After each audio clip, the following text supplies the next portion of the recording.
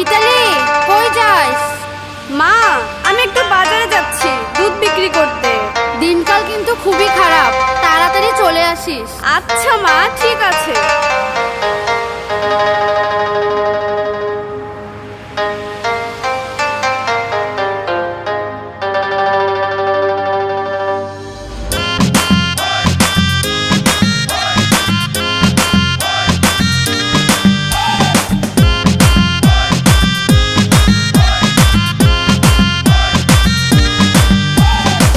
রূপসী মাইয়া রে, তোর কলসির ভেতর কি খাঁটি গরুর দুধ বেচতে এনেছি। ও রূপসী মাইয়া রে, তোর কলসির ভেতর কি খাঁটি গরুর দুধ বেচতে এনেছি।